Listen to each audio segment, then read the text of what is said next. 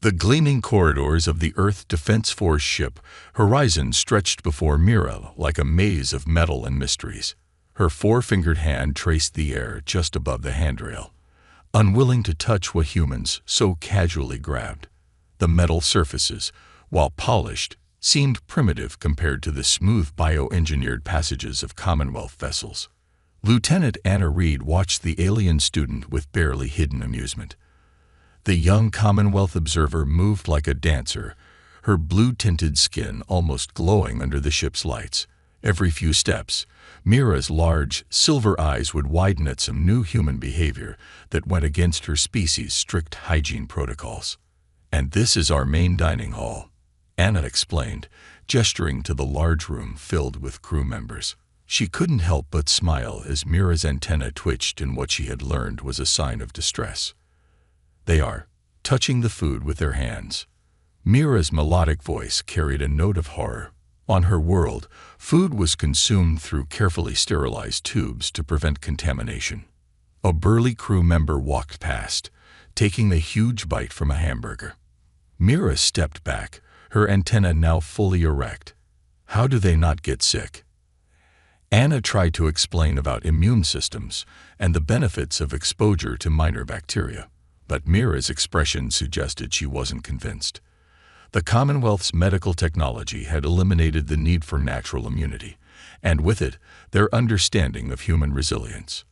The tour continued to the recreation area, where more surprises awaited. Two crew members were embracing and greeting, and Mira nearly tripped over her own feet, trying to avoid watching what she considered an inappropriate public display. "Physical contact is very common among humans," Anna said gently. "It's how we show friendship and support. But the bacterial transfer, the risk of disease." Mira's voice trailed off as she watched a group of humans playing basketball, their movements quick and aggressive. They willingly engage in physical combat for entertainment. Anna laughed. "It's not combat. It's a game. Exercise helps keep us healthy and happy." As they approached the engineering section, Mira noticed something that made her head crest flatten in alarm. "Lieutenant Reed, that human is sleeping on duty." She pointed to an engineer slumped in a chair. "That's Tom. He's on his break." Humans need regular rest periods to maintain peak efficiency. Rest periods during work hours. The concept seemed to deeply disturb Mira. Commonwealth workers used chemical stimulants to maintain continuous productivity during their shifts. The final shock came when they visited the ship's garden. Mira watched in fascination as crew members tended to actual soil-grown plants. "You still grow organic food, without genetic optimization. Some people prefer the taste of naturally grown vegetables," Anna explained. "Plus, working in the garden helps crew members relax." Mira took out her data pad, making quick notes. Her first day aboard the human vessel had already challenged many of her preconceptions. These humans were constantly touching things, eating with their hands, sleeping at odd times, and engaging in unnecessary physical activities. By Commonwealth standards, they were hopelessly primitive. Yet something about their behavior intrigued her. Despite their seemingly chaotic and inefficient ways, the ship ran smoothly. The crew appeared happy, healthy, and surprisingly capable. That night, in her carefully sterilized quarters, Mira began her first report to the Commonwealth Science Academy. Human behavior defies standard efficiency metrics. Their methods appear primitive but yield unexpected results. Further study is required to understand how such an inefficient species has achieved space travel. Initial observations suggest we may need to reevaluate our criteria for measuring advancement. She paused, looking at the small window showing the stars beyond. Maybe, just maybe, there was more to learn about these humans than she had originally thought. The alarm blared through the Horizon's corridors, jolting Mira from her studies. Red lights flashed across the walls, and crew members rushed past her quarters. Her antenna vibrated with the sudden surge of activity. "All hands to emergency stations. Distress signal detected from mining colony Beta 7. This is not a drill. Repeat, this is not a drill." Mira hurried to the bridge, where Lieutenant Reed stood examining holographic displays of a small asteroid colony. Emergency data scrolled across the screens, but what caught Mira's attention was the radiation warning flashing in angry red. Colony's main reactor is failing, Captain Tom Walker announced, his voice steady despite the crisis. They have 30 minutes before total meltdown. We're the only ship close enough to help. Mira's silver eyes widened. But the radiation levels, they're far beyond survivable limits. She quickly calculated the numbers in her head. No species could survive more than 2 minutes of exposure. Anna turned to her with a slight smile. Humans can. We've evolved with higher radiation resistance than most species. She stepped forward. Captain, request permission to lead the repair team. Granted. The captain nodded. Take Williams and Rodriguez. Mira watched in horror as Anna and 2 other crew members headed to the equipment room. You can't send them in there. It's suicide. Her voice rose with genuine concern for the human she'd started to consider a friend. We have radiation suits, Anna explained while putting on heavy protective gear. They'll give us about 15 minutes. The repairs will take at least 20 minutes, Mira protested, checking her datapad. Even with your unusual resilience, you'll absorb lethal doses. Williams, a stocky engineer, laughed as he checked his suit seals. Won't be the first time. Nothing a few days in medical can't fix. Mira couldn't believe what she was hearing. In the Commonwealth, any radiation exposure above safety limits resulted in immediate medical retirement. Yet these humans were walking willingly into deadly conditions, joking about it. The Horizon docked with the colony within minutes. Through the observation window, Mira watched the repair team enter the reactor chamber. Her data pad beeped warnings about the rising radiation levels, but the humans kept working. 10 minutes passed, then 15.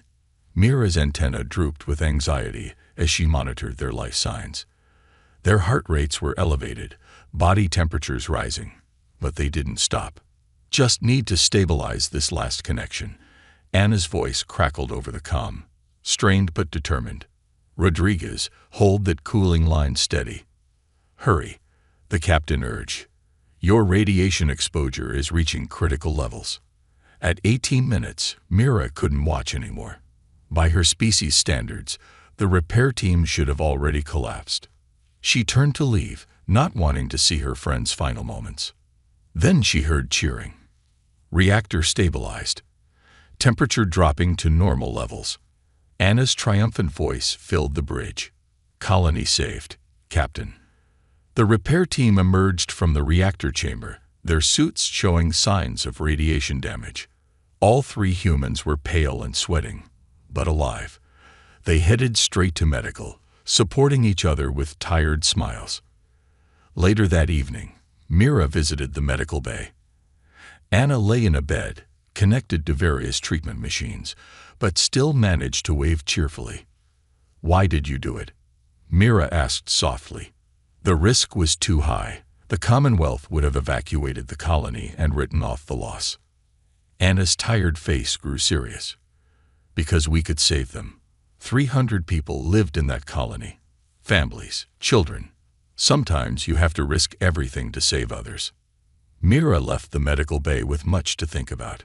That night, she added to her report, human physical resilience exceeds all known parameters. More remarkably, they willingly endure physical harm to help others. This behavior appears irrational by Commonwealth standards, yet it allows them to achieve what we would consider impossible. Perhaps we have been measuring advancement by the wrong metrics. Outside the medical bay window, the saved colony sparkled against the backdrop of space, a testament to human determination and sacrifice. The ship's library terminal glowed softly as Mira dove deeper into human historical records. After witnessing the reactor incident, she couldn't stop thinking about how the repair team had survived what should have been impossible. Her fingers flew across the holographic keyboard, searching for answers. Computer, show me Earth's environmental data, she commanded. The screen filled with information that made her antenna curl in shock. radiation from their sun, extreme temperature variations, high gravity, atmospheric pressure changes. Earth was what the Commonwealth classified as a death world. Looking for something specific, Mira jumped at the voice. It was Mike, one of the ship's historians, carrying a cup of what humans called coffee. The strong smell made her nose wrinkle. "I'm trying to understand how humans survive," she admitted. "Your planet should be uninhabitable." Mike pulled up a chair, grinning. "Let me show you something interesting." He typed quickly, bringing up videos of human achievements. "Look at this, Mount Everest. Humans climb it for fun." Mira watched in disbelief as humans scaled the massive mountain in conditions that would kill most species. The oxygen levels at that height, the cold. "That's nothing," Mike continued, switching to another video. "This is deep-sea exploration. We've been doing this for centuries." The footage showed humans in simple pressure suits walking on the ocean floor, enduring pressures that would crush most Commonwealth species. "But how?" "We adapt," Mike explained, sipping his coffee. "Our bodies are built to handle extreme conditions. Here, look at early space exploration." Mira's eyes widened as she watched humans walk in space wearing what looked like primitive fabric suits. "These can't be real spacesuits. They're too simple." Oh, they were real. Sometimes they leaked or had problems, but humans could survive in them long enough to make repairs. For the next few hours, Mira absorbed everything she could about human history. She learned about explorers crossing vast oceans in wooden ships, survivors living in frozen wastelands, people running marathons in desert heat. Each story seemed more impossible than the last. "Computer, compare human physical capabilities to Commonwealth species standards," she requested. The results were stunning. Humans could survive radiation doses that would kill most species, heal from broken bones and severe injuries, endure extreme temperature ranges, go days without sleep when needed, continue functioning with multiple injuries, digest a vast range of organic matter as food. "This explains the reactor incident," Mira muttered, thinking of Anna, who was still recovering in medical. "They're not just being brave. They're actually built for survival." Later that day, walking through the ship's corridors, Mira saw everything differently. The crew members weren't primitive, they were incredibly durable.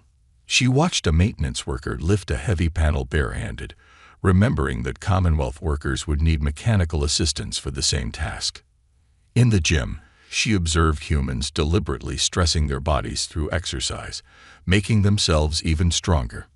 In the mess hall, she saw them eating foods from different worlds, their digestive systems handling combinations that would poison other species. That evening, Mira sat in her quarters, adding to her report, "Human biological capabilities far exceed initial assessments. Their classification as a primitive species appears to be a severe miscalculation. While their technology may be less advanced in some areas, their physical adaptability makes them uniquely suited for space exploration and colonization. Most notably, what the Commonwealth achieves through technology, humans can often accomplish through sheer biological resilience." She paused, watching a group of crew members playing sports in the recreation area below her window. One fell hard but got up laughing, barely noticing what would have been a serious injury for her species. "Perhaps," she wrote, "it is we who are limited, not them." The first blast rocked the horizon without warning. Mira fell from her bed, her antenna vibrating with the ship's alarm systems. The lights flickered and went dark, replaced by the red glow of emergency lighting.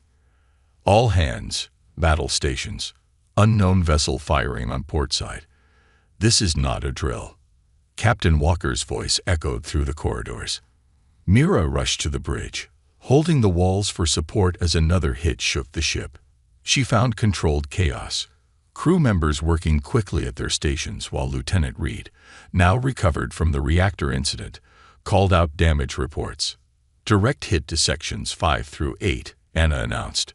"We've lost artificial gravity in those sections. Life support failing in decks 3 and 4. The main screen showed their attacker, a sleek, black ship of unknown design. It moved like a predator, circling for another strike. "They're targeting our engines," the tactical officer reported. "We need to get repair teams to the damaged sections." Mira's blood went cold. "But there's no gravity or life support in those areas." "We'll manage," Anna said, already heading for the door. "Humans can handle zero-G. We've been training for this since spaceflight began." Mira watched in amazement as repair teams pushed off walls and floated through gravity-dead zones, carrying tools and replacement parts. Their movements were practiced, efficient, despite conditions that would incapacitate most Commonwealth engineers. Another hit rocked the ship, temperature dropping in affected sections, the environmental officer called out, down to -20 degrees Celsius and falling. "The cold will slow them down," Mira said worriedly, monitoring the repair team's life signs on her pad. Captain Walker shook his head. "Humans have worked in worse. We've got people who climb ice mountains for fun, remember?" Through the internal cameras, Mira watched as crew members worked in the freezing, airless sections. They moved in pairs, one working while the other watched their partner's oxygen levels. When one needed air, they'd push off to the nearest pressurized section, tag out with a fresh crew member, and return to continue repairs. "How long can they hold their breath?" Mira asked, noticing some crew members working without their full helmets to better handle delicate repairs. 3 to 4 minutes for trained individuals, Anna explained, returning briefly to the bridge. Enough time to get critical work done. The enemy ship struck again, this time hitting their weapon systems. Sparks flew from a control panel, and fire suppression systems activated. Mira expected the bridge crew to evacuate from the smoke, but they simply pulled masks on and kept working. "Weapons back online," the tactical officer shouted through his mask, targeting their engines. The Horizon's return fire was precise. The enemy ship's engine flared and went dark, leaving it drifting in space. "Got them," Captain Walker said with grim satisfaction. "Now let's finish those repairs before they get their systems back online." For the next hour, Mira watched human crew members push their bodies to what should have been breaking points. They worked in vacuum, in freezing cold, holding their breath, muscles straining against broken gravity plating. Not one complained or gave up. When life support and gravity were finally restored, the crew gathered in the mess hall. They were bruised, tired, and cold, but alive. More importantly, they were laughing and celebrating their victory. "I don't understand," Mira said to Anna over cups of hot coffee, a drink she had finally learned to appreciate. "How do you stay so functional under such conditions?" Anna smiled, nursing her frost-nipped hands around her cup. "Humans don't just survive hardship, we learn from it. Every crisis makes us stronger, teaches us new ways to adapt. It's how we've always been." That night, Mira made another entry in her report. Human response to emergency situations defies conventional logic. They treat lethal conditions as mere inconveniences, finding ways to function where other species would fail. Most remarkably, they seem to draw strength from adversity, supporting each other through impossible conditions. The more I observe, the more I realize what we saw as primitive survival instincts might be their greatest advancement of all. After the battle, Mira found herself spending more time in the crew's social areas. She no longer flinched when humans touched things or ate with their hands. Instead, she watched them with growing fascination, seeing their behaviors in a new light. In the recreation room, she observed a group of crew members watching an old Earth video about space exploration.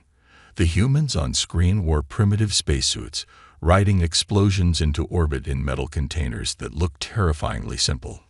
"Those suits couldn't possibly have enough radiation shielding," she said to Mike, who sat nearby. "They didn't," he agreed. "But humans went to space anyway. We knew the risks, but we wanted to explore more than we feared dying." A maintenance worker named Jack joined them, his hands still dirty from fixing the battle damage. "You should see the old diving suits, just brass and canvas, but people used them to explore the ocean floor."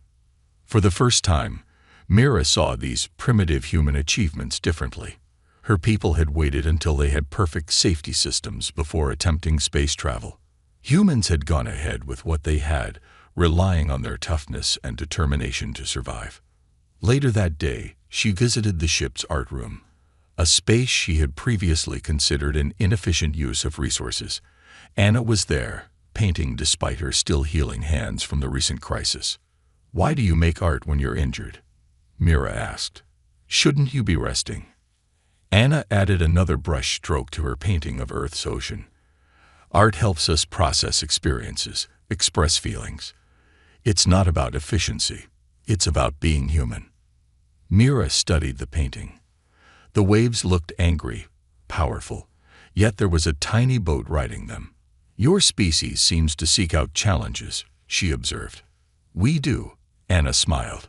"It's how we grow. Every challenge we overcome makes us stronger, not just physically but mentally too." In the mess hall that evening, Mira noticed something she had missed before. The humans weren't just eating. They were sharing food, telling stories, laughing about their recent close call with death. Their emotional bonds, which she had once seen as a weakness, actually made them work harder to protect each other.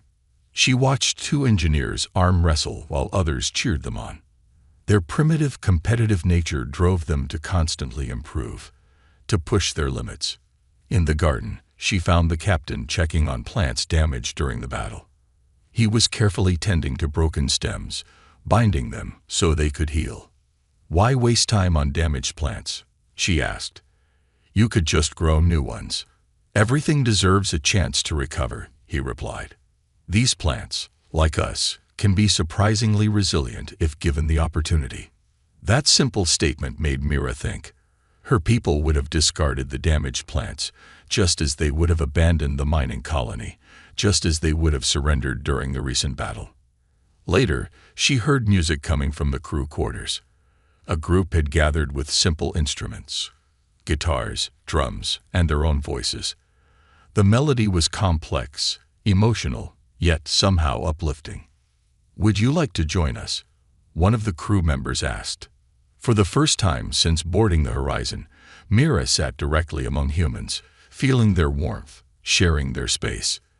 The music touched something deep inside her, making her understand how this species could face impossible odds with hope.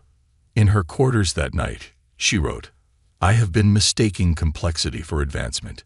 Humans appear simple because they rely on their natural abilities rather than technology for many tasks. But this perceived primitiveness is actually an incredible strength.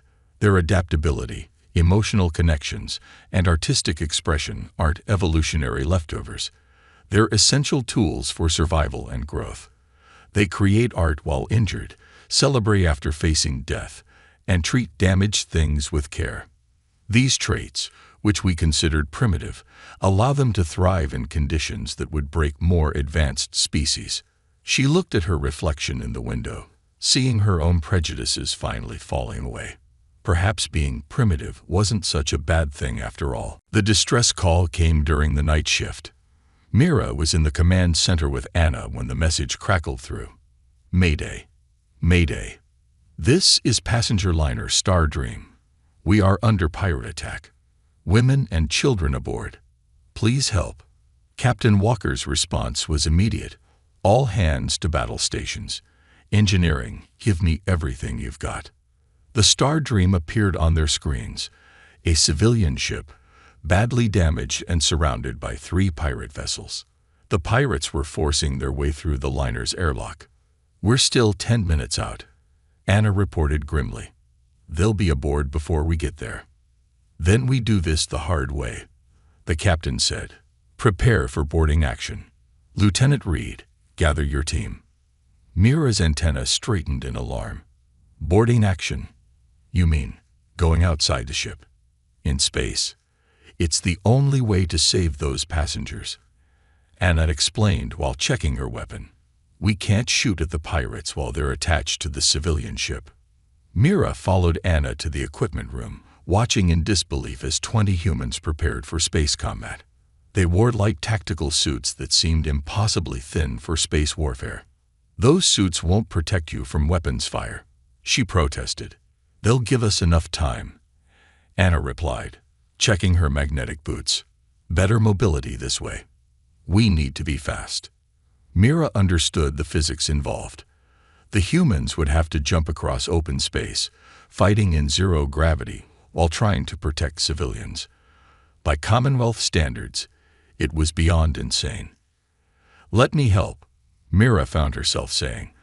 "I can monitor life signs and guide you through the ship's layout." From the command center, Mira watched as human troops launched themselves into space. They'd moved like predators, using minimal bursts from their thrusters to glide between ships. Her screen showed their vital signs: elevated heart rates, increased adrenaline, but all within human operational limits. The first team reached the Star Dreams hull.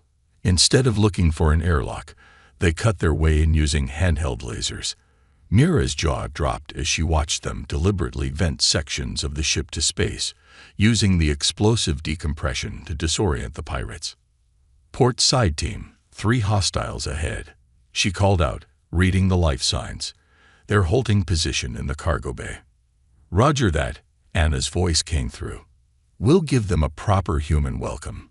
The humans split into teams, some protecting the civilians while others hunted down the pirates. They fought in zero gravity as if they'd been born to it, using the lack of gravity to their advantage. They bounced off walls, spun in impossible angles, and didn't hesitate to engage in hand-to-hand combat, despite the risks of torn suits. One pirate managed to breach a hull section, trying to force the humans to retreat by exposing the area to vacuum. Instead, the human troops held their breath and kept fighting. "Oxygen levels critical in Section 7, Mira warned. "Just need 2 more minutes," Anna gasped between breaths, wrestling with a pirate twice her size. Within 20 minutes, it was over. The pirates were captured, the passengers were safe, and the human boarding team was collecting their wounded. Back aboard the Horizon, Mira helped treat minor injuries in the medical bay. "You fought in space," she said, still amazed. "Without heavy armor, without proper atmosphere. Some of you even fought hand-to-hand in vacuum." "Had to be done," Anna shrugged, wincing as a medic treated her frostbitten hand. "There were kids on that ship. The Commonwealth would have considered this impossible," Mira said, watching more wounded warriors joke and laugh despite their injuries. "Impossible is just another word for hasn't been done yet," Anna grinned. That night, Mira wrote in her report, "Human combat capabilities exceed all known parameters. They treat the vacuum of space as just another battlefield.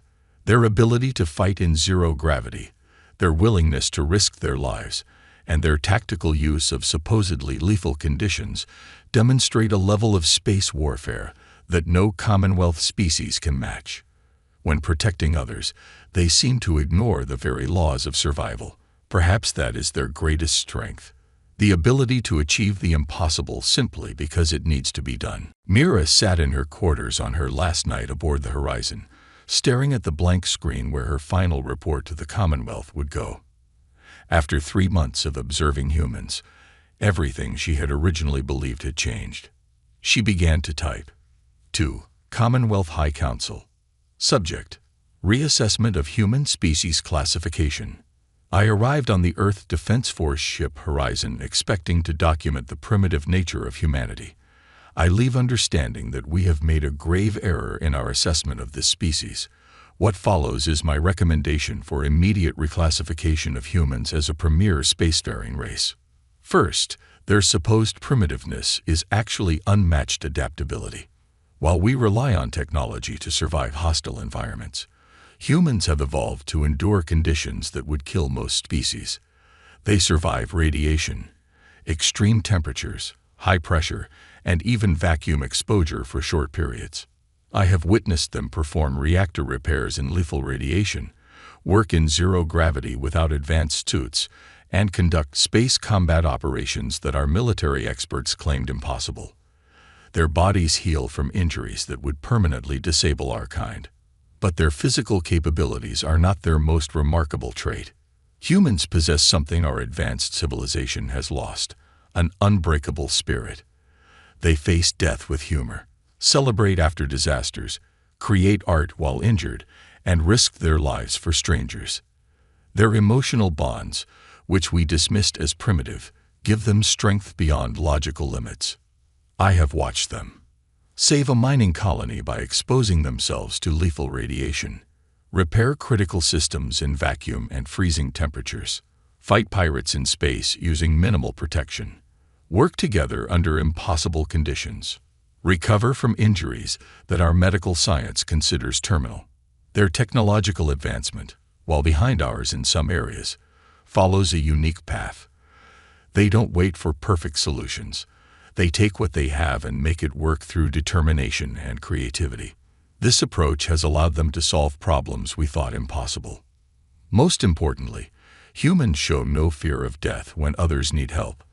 This trait alone makes them invaluable potential allies. Their ability to function in conditions we cannot survive would make joint operations incredibly effective. My recommendation is threefold. 1. Immediately upgrade humanity's classification to advanced spacefaring species. 2. Begin full technological and cultural exchange programs. 3. Offer them equal status in the Commonwealth. A personal note: I request permanent assignment as liaison to Earth. After serving with humans, I find I can no longer view the galaxy the same way. They have taught me that advancement isn't just about technology. It's about the spirit to use what you have to help others, no matter the cost. Mira paused, then added, final observation. The humans have a saying: where there's a will, there's a way. I used to think this was primitive superstition. Now I understand it's the most advanced concept I've ever encountered. She sent the report, then walked to the observation deck. The crew was holding a farewell party for her. 3 months ago, she would have avoided such close contact with other species. Now she smiled, seeing not primitives, but friends. Ready to go home? Anna asked, joining her by the window. Actually, Mira replied, I've requested to stay as Earth's liaison, if they'll have me.